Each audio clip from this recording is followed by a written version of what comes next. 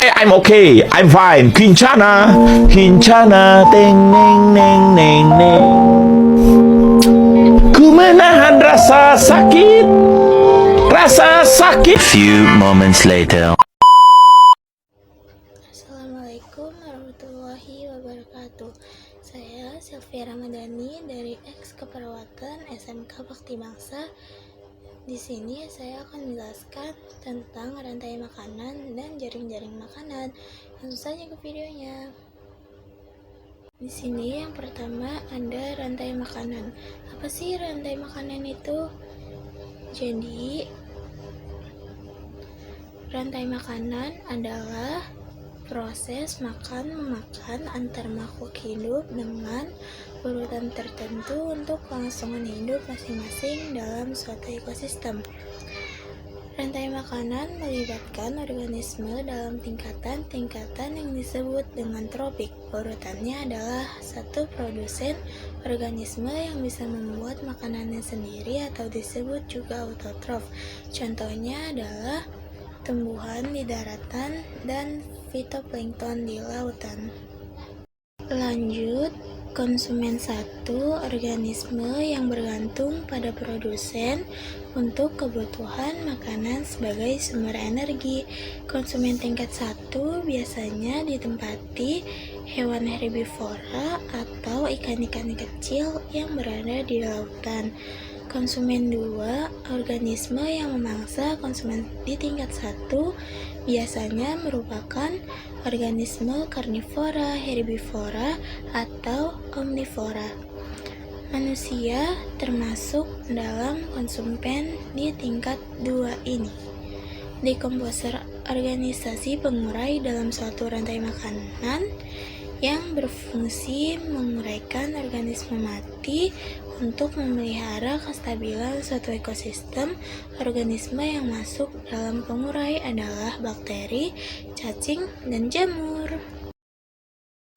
Selanjutnya di sini ada contoh dari rantai makanan, yaitu rantai makanan di sawah ada padi, tikus, ular, elang, pengurai.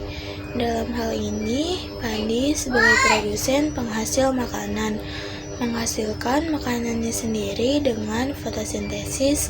Selanjutnya ada tikus, berperan sebagai konsumen primer, karena tikus merupakan hewan pengerat yang memakan padi.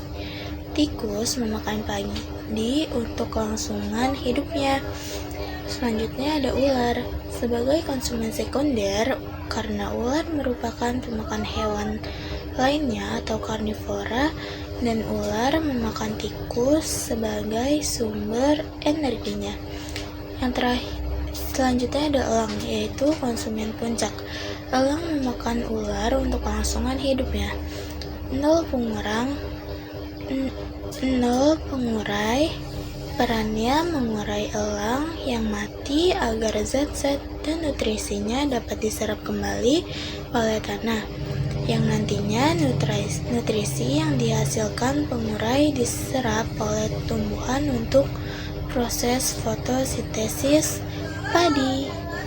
Kita beralih ke jaring-jaring makanan. Apakah ada yang tahu jaring-jaring makanan itu apa? Di sini aku akan membahas tentang jaring-jaring makanan. Jaring-jaring makanan adalah hubungan kompleks dari rantai-rantai makanan dalam sebuah komunitas ekologis yang menunjukkan hubungan siapa yang mengkonsumsi siapa. Nama lain untuk jaring-jaring makanan adalah sistem konsumen sumber daya. Para ahli ekologi menggolongkan semua bentuk kehidupan dalam dua kelompok berdasarkan tingkat trofik mereka yang menunjukkan posisinya dalam jaring-jaring makanan, yaitu autotrof dan heterotrof. Yang pertama, kita akan membahas tentang autotrof.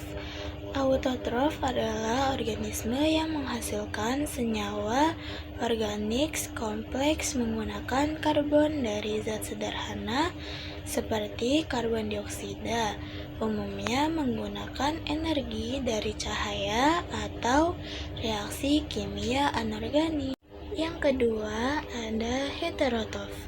Heterotrof adalah organisme yang membutuhkan senyawa organik di mana karbon diekstrak untuk pertumbuhan. Heterotrof dikenal sebagai konsumer, yaitu makhluk hidup yang tidak dapat membuat makanan sendiri dalam rantai makanan dan hanya memperoleh makanan bergantung pada yang lain.